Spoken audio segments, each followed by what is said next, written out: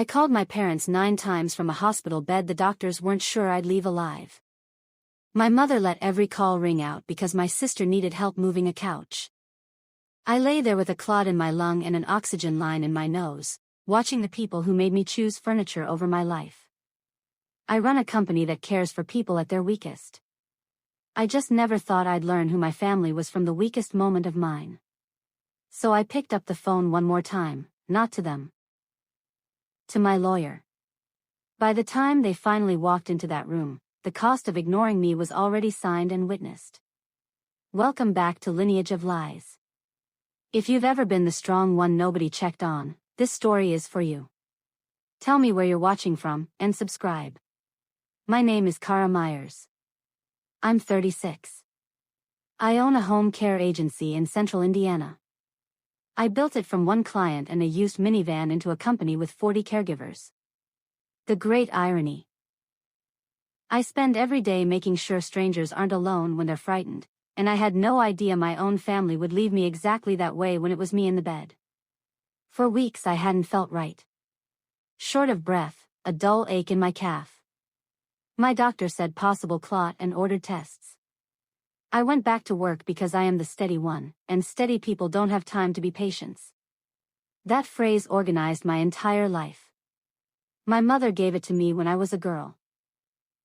I wore it like a medal for 30 years before I understood it was permission for everyone to lean and never once ask how I was holding the weight. I was the money. The quiet structural kind. I paid for my parents' assisted living. I named them beneficiaries on a life insurance policy big enough to matter. I had even that month agreed to put up the down payment on my sister Bridget's new house. I never asked for thanks. Being the one who could felt close enough to being loved that I stopped checking the difference. A week before it happened, my mother said on the phone, "You're the strong one, Kara. You'll be fine. You always are." It took a hospital bed to teach me what that really was. A door closing. It happened on a Friday morning. The air thickened like I was breathing through a wet cloth. A pain tore through my chest. My coffee mug shattered. My office manager dialed 911. In the ambulance, a cold thought cut through. I might actually die today, me, the one who was always fine, and the last thing I'd done was figure out someone else's weekend schedule. The ER moved fast. A doctor told me the truth, a pulmonary embolism. A clot from my leg had traveled to my lung. Serious. The next day or two were the dangerous part. She told me to let my family know. I lay in that bed, oxygen hissing, monitor counting my heartbeat out loud, and felt more alone than I have ever felt. The people who were supposed to come running were a phone call away, and I suddenly wasn't sure they would run. I called my mother. 4 rings. Voicemail. "Mom, it's me. I'm in the ICU. Please call me back." I called my father. Same. Over 2 hours I called 5 more times. Every one rang and dropped. Then I opened the family group chat. My mother was posting photos of Bridget's new living room, my father holding a couch, grinning. Best day. So proud of our girl. Our girl. I know some of you have felt this exact thing, watching in real time the proof you were never the priority. Drop a comment with the name of the person who would drop everything for you. I read every comment. I set my phone face down. Then a text from Bridget, "OMG, busy with the move, but glad you're being looked after. Rest up. Talk soon." Glad you're being looked after, like I'd checked into a spa. I waited for a follow-up that never came. I didn't text back. There is nothing to say to someone who thinks a heart emoji equals showing up. There was one more name in my phone. Eli, my younger brother, 30, a shop teacher. He's always existed outside the family gravity, just kind. I almost didn't call him. Old habit. But I was tired and out of pride. I pressed his name. He picked up on the second ring. "Eli, I'm in the hospital." My voice cracked. He didn't ask questions. Which one? I'm coming right now. 40 minutes later he walked in, still in work clothes, face white, and took my hand. I'm here. I've got you. I cried then. Not from fear, but because I'd spent 36 years showing up and had never known what it felt like for someone to show up for me. Eli stayed. He slept in the terrible vinyl chair. By the second day, the medication was working. That night, lucid and clear-headed, I did what I do best. I took an honest accounting. The payments, the insurance, the down payment. 9 unanswered calls. The couch. Glad you're being looked after. I wasn't angry. Anger is hot. This was cold, a ledger finally read correctly. I had poured my life into people who wouldn't come, and stepped over the one who did. That was going to stop. The next morning, the group chat lit up again. My mother posted the kitchen fully unpacked. All moved in. Pizza last night. So blessed. 2 full days of photos. Not one word about me. She had photographed a kitchen and praised herself for being blessed, but hadn't asked if her daughter was still breathing. I set the phone down. They had shown me exactly what I was worth when I had nothing to offer. So I would update my records to match. I called my lawyer. Joel Whitfield has been my attorney since the 2nd year of the business. I told him everything. I wanted to change my beneficiaries, rewrite my will, stop the assisted living payments, and withdraw the down payment for Bridget's house before it cleared. He was quiet, then asked, "Kara, is this a decision or a wound?" They looked the same in a hospital bed. I said, I've spent 36 years giving them the doubt they never earned. The last 2 days, they answered the question I never let myself ask. This isn't hurt. This is me believing them. He said he'd be there within the hour. I knew someone would later claim I wasn't in my right mind. I wasn't giving them that door. My doctor confirmed in my chart that I was alert, oriented, fully capable. She offered to witness. My night nurse, Donna, did too. When Joel arrived, we had a doctor to confirm my mind, a nurse to witness my hand, a lawyer to make it real. He laid the papers on the rolling tray table, the most important desk I've ever signed at. One by one, beneficiary change. My parents off, Eli on, plus a caregiver relief fund. New will, same direction.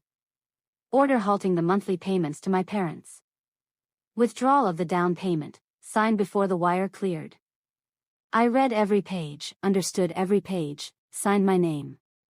Steady hand. Doctor watching. Donna witnessing. Joel notarizing. When it was done, Joel said, "It's clean. Nobody's undoing this." They found out. Dennis, my sister's husband, felt it first because he feels money before anything. He called Eli, not me. Eli put it on speaker. Dennis was panicking. The down payment hadn't come through, the sellers might walk. Kara promised. Kara always comes through. Eli kept his voice flat. Maybe ask Kara. She's still in the hospital. Bridget called that evening, the first actual call since before I collapsed. She didn't ask how I was. Is there a problem with the down payment? Did something happen with your account? For days after she'd left me on read while I might have been dying, my sister's only concern was whether my account was working. Bridget, I called our parents 9 times from the ICU. You sent a heart emoji and told me to rest up. Silence. What does that have to do with the house? She asked. The honest confusion told me everything. She didn't connect them. It has everything to do with the house. If you want to talk, come see me. You've had the address for 4 days. My mother started calling within the hour. The phone that had stayed silent through the worst 2 days of my life now wouldn't stop lighting up. I didn't answer. I know a phone call with my mother. She reframes, finds the angle where she's the victim, and I apologize before I remember what I was upset about. If she wanted this conversation, she'd have it here, in the room she never visited, in front of the people who watched me sign. I asked Joel to come back with copies. Not to wave in anyone's face, just to sit on the tray table, quiet and real. He gave me advice I wrote on a hospital menu: don't argue. Whatever she says, don't defend yourself. Just tell them what's done and let the paper speak. That night, I realized the thing that had always beaten me wasn't her argument. It was my need for her approval. That need was gone. Late that night my father called. "Kara, is it true you called 9 times?" I said yes. His voice broke. I had my phone. "Your mother said finish the couch." I listened to her. "I almost lost you carrying a couch." I let him cry. My father's sin was cowardice, not malice. "Dad, I'm going to be okay, but things will be different. I'll be there in the morning, whether she comes or not." They came. My mother led, grocery store bouquet, a smile with no apology in it. She set the flowers right on top of where I'd signed everything, kissed my forehead. "Oh sweetheart, you gave us a scare. But you're the strong one. I knew you'd pull through." Then, immediately, "Now, Bridget says there's some confusion with the bank. Let's sort that out, shall we?" I moved her flowers off the tray table and nodded to Joel. He laid the papers down where the bouquet had been. I folded my hands and told them quietly what I had done. No venom. Just the facts, set down like coins on a counter. The room went silent. My mother's smile froze. And I spoke the truest sentence I've ever said to her. "I called you 9 times from this bed. You came when the couch was in, so I changed everything from the bed you didn't visit." She shattered. Under the frozen smile, fury. I was cruel, punishing the family over a misunderstanding, should have made it clearer, as if 9 calls and intensive care were a riddle. I let her finish. Joel confirmed everything was executed, witnessed, unassailable. Donna added quietly, "I witnessed it." She was clear as a bell. My mother looked at the papers and knew there was no angle left. I said, "Come, you called me strong so you'd never have to show up." Well, I was strong enough to stop. Bridget, frozen at the door, whispered, "You're taking my house." I said, "I'm not taking anything. I'm just not paying for it anymore."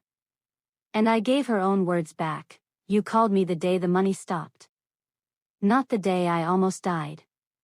She had no answer. The monitor beeped my steady heartbeat.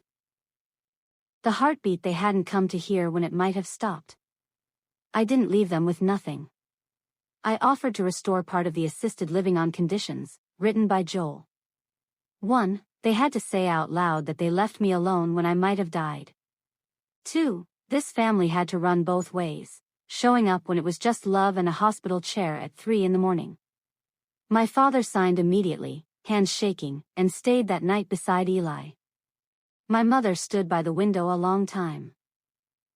Finally, stiffly, "I should have come." 3 words.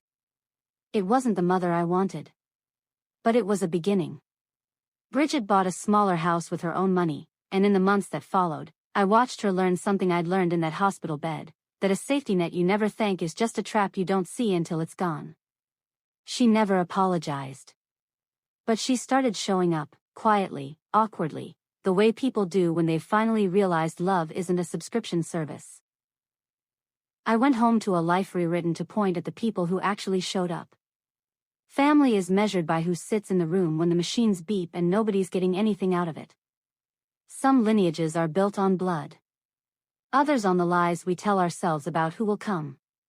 This was the day I stopped lying. If you know that ache, the ache of being the strong one nobody checks on, tell me in the comments who showed up for you. Share this with someone who needs to hear it. Subscribe to Lineage of Lies, because the stories that shape us are the ones we're finally brave enough to tell. Your story might be the next one we tell.